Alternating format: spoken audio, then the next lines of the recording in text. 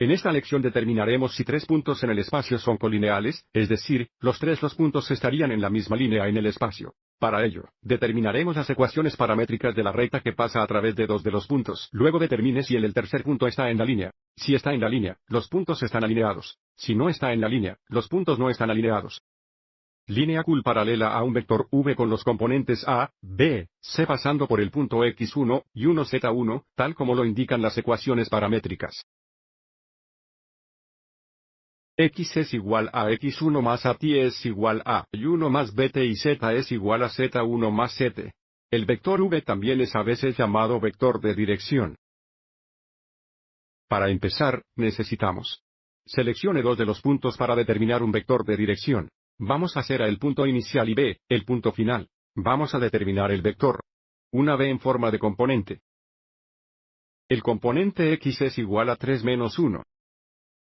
El componente y es igual a 5 menos 3. Y el componente z es igual a 8 menos 4. Simplificando, el componente x es 2, el componente y es 2, y el componente z es 4. Este es el vector de dirección o el vector paralelo a la línea, que indica. Para nuestras ecuaciones, a es igual a 2, b es igual a 2 y c es igual a 4.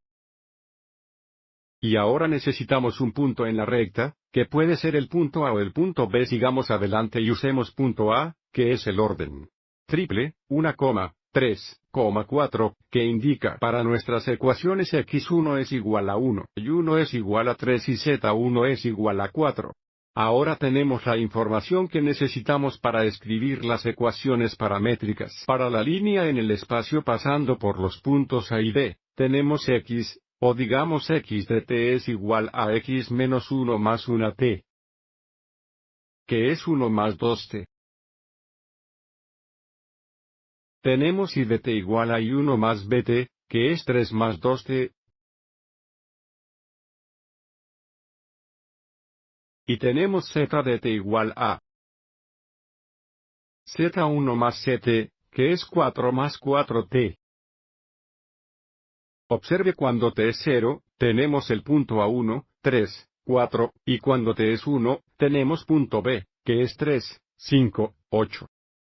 Así que el siguiente paso es determinar si el punto C está en esta línea. Para hacer esto, configuramos la x coordenada igual a x de t, que forma la ecuación 4 es igual a 1 más 2t. Establecemos la coordenada y de 6 igual a if, que es 3 más 2t. Y establecemos la coordenada z de 13 igual a z de t, que es 4 más 4t. Ahora, cuando resolvemos t, si no obtenemos la misma biografía de t para cada ecuación, entonces los puntos no están alineados. Si obtenemos la misma biografía de t para las tres ecuaciones, los tres puntos son colinas, pero la primera ecuación es restamos 1 en ambos lados. Lo que nos da 3 es igual a 2t dividiendo ambos lados por 2. Tenemos que t es igual a 3 mitades. Para la siguiente ecuación, tenemos.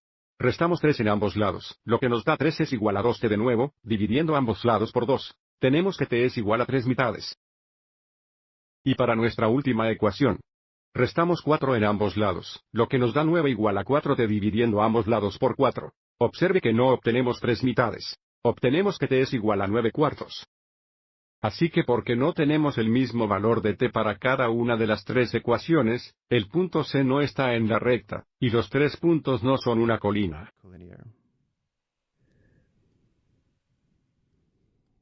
Antes de irnos, echemos un vistazo a esto gráficamente en este gráfico. El punto A y el punto B son los puntos azules. La línea viene dada por las ecuaciones paramétricas que encontramos. Observe que la línea sí contiene los dos puntos azules. Este punto rojo es el punto C. Observe que el punto C no está en la línea, lo que sí verifica los puntos no son colina. También incluí el vector que usamos. Para encontrar el paramétrico, las ecuaciones se injertan aquí en rojo, que a su vez es paralelo a la línea que a veces se llama vector de dirección. Espero que te haya resultado útil. Y,